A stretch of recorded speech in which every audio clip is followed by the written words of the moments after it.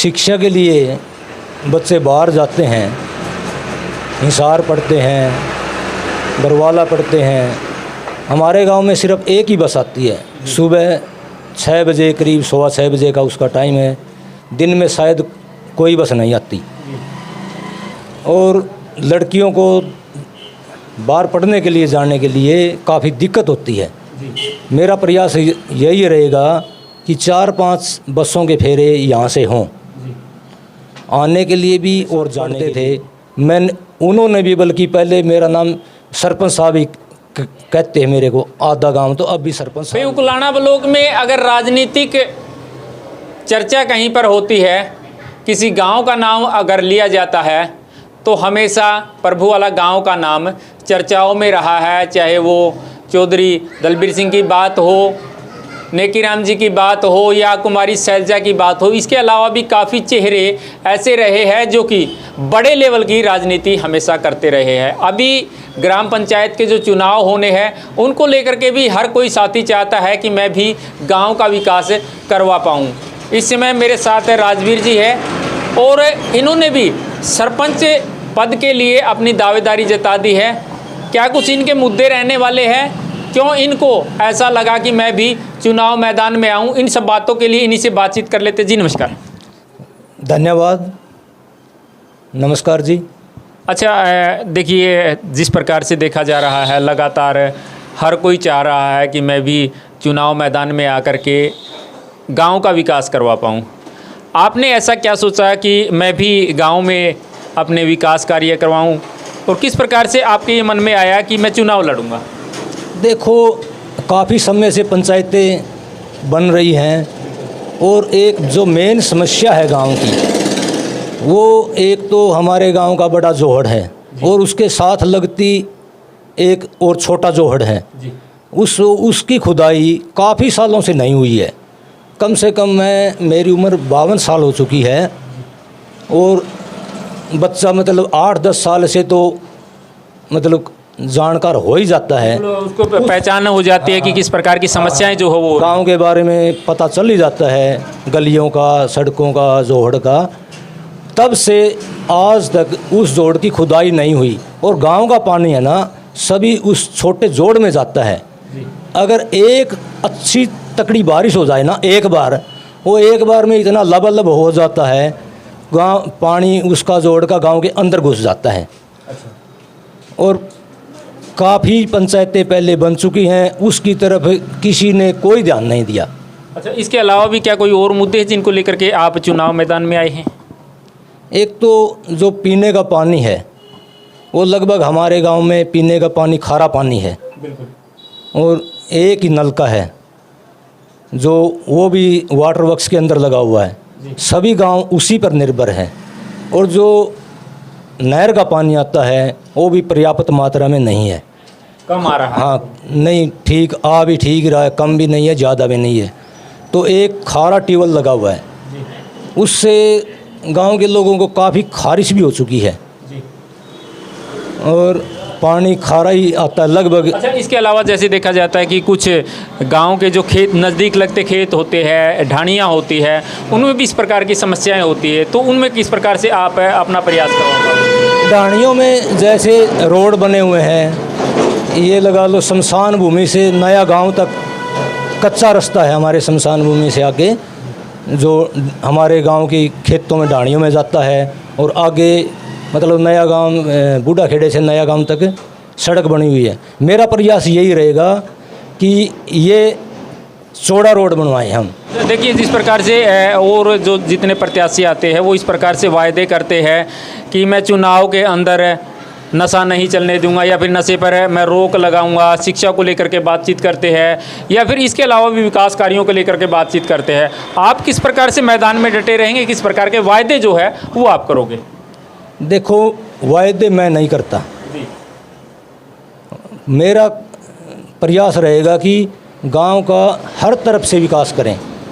जैसे गांव ढाणियों की सड़कें हैं, वो बारिश होने के बाद बिल्कुल जो रास्ते हैं, अब काफ़ी समय से मतलब ढाणियों में रहने लग गए लोग, गांव से चले गए, काफ़ी ढाणी हैं।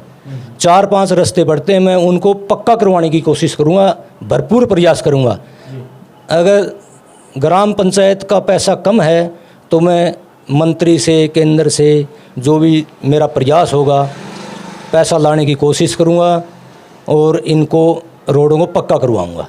अच्छा, जिस प्रकार से युवा जो है खेल को लेकर के आगे आते हैं या फिर पढ़ाई को लेकर के लगातार प्रयासरत रहते हैं, तो आपके गांव में ऐसी कितनी समस्याएं हैं जिनका उनको सामना करना पड़ता है? देखो, पंचायत की तरफ से वैसे तो वीडियो ब्लॉक करवाता ही है। हम इन खेलों का आयोजन करवाएंगे, टूर्नामेंट करवाएंगे और स्टेडियम भी अब काफ़ी ख़राब हो चुका है। बनने के बाद इसकी कोई मरम्मत नहीं हुई, कोई संभाल नहीं हुई, किसी ने इसकी कोई सुध नहीं ली। मैं इसको बहुत बढ़िया से इसमें स्पोर्ट्स का सामान लाऊंगा और इसको बढ़िया तरीके से कोच का प्रबंध करेंगे और जो खिलाड़ी आगे जाएगा पंचायत उसको सम्मानित भी करेगी। अच्छा, यानी कि समय समय पर खिलाड़ियों को लेकर के नए नए तरीके अपना करके उनका उत्साहवर्धन जो है वो करते रहेंगे। हाँ जी हाँ। अच्छा, इसके अलावा अगर बात करें, जैसे चुनाव के अंदर लोग हैं ना नशे की तरफ काफ़ी चले जाते हैं, उसको आप किस प्रकार से रोक पाएंगे? देखो, ये चुनाव का समय है, मेरा तो यही प्रयास रहेगा, मैं ना तो किसी को शराब की तरफ धकेलूँगा और दूसरे कैंडिडेट होंगे उनको भी यही कहूँगा, भाई ये बुरी लत है। अगर आप 10-15 दिन इनको पिला दोगे फिर बाकी दिन क्या करेंगे? ये इनकी तो आदत पड़ जाएगी, बिगड़ जाएंगे, ये पहले ही बिगड़े हुए। अच्छा, देखिए, जिस प्रकार से विकास कार्यों की बात हो चुकी है और इन विकास कार्यों को करवाने के लिए एक पढ़े लिखे उम्मीदवार की ज़रूरत है, क्योंकि ताकि वो अधिकारियों से अच्छे से बातचीत कर सके और कागज़ कार्रवाई को लेकर के भी सक्षम हो। आपने कहाँ तक पढ़ाई की है? जी, मैंने 10वीं तक पढ़ाई अपने गांव से ही की है जी, प्रभुवाला से जी। और उसके बाद +2 मैंने जनता स्कूल से किया है जी, उकलाना मंडी से। BA मैंने गवर्नमेंट कॉलेज हिसार से की है। जी, उसके बाद फिर मेरा MA में एडमिशन था जी, और MA मेरी प्री क्लियर है, मेन बीच में रह गई किसी कारण से, जी। तो मैं BA तक क्वालिफाइड हूँ। अच्छा, शिक्षा को लेकर के क्या क्या प्लान आपके मन में चल रहे हैं? हमारे गांव में +2 का स्कूल तो है ही, उसमें नॉन मेडिकल है, तो मेडिकल के लिए मेरा प्रयास रहेगा कि उसमें मेडिकल स्ट्रीम लाई और उसमें अध्यापक भी अवेलेबल हों।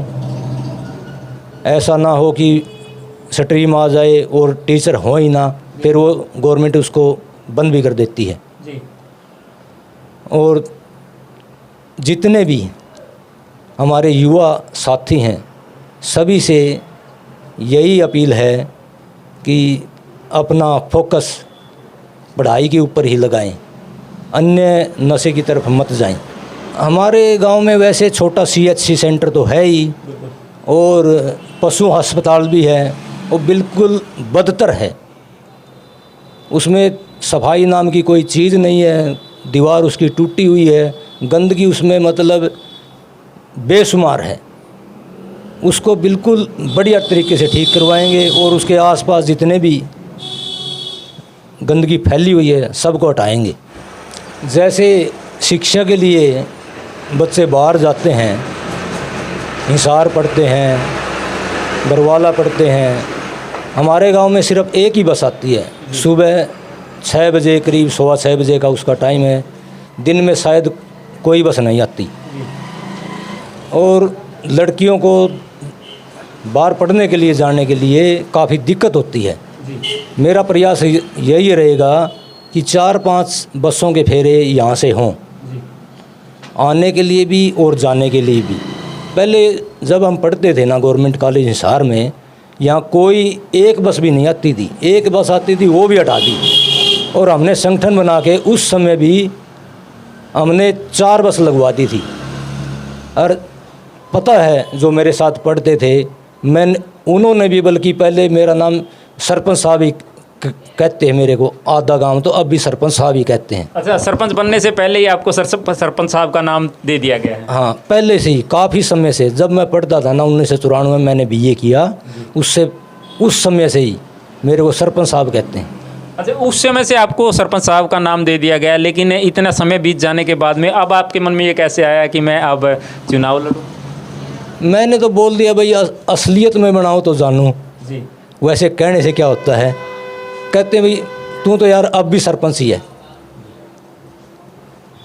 तो दर्शकों, इस साथी की बातों से आप कितना संतुष्ट है, कमेंट के माध्यम से सभ्य शब्दों का इस्तेमाल करके ज़रूर बताइएगा। लेकिन एक बात है कॉमन जो हमने देखी है इनके अंदर, वो ये है, जब भी हम किसी से क्वेश्चन करते हैं कि आप वोटों को लेकर के किस प्रकार की अपील करना चाहेंगे, इन्होंने बिल्कुल अलग बात जो कही है वो ये है कि जो व्यक्ति आपको ये लगे कि ये विकास करवा सकता है उसी को वोट दे दीजिए।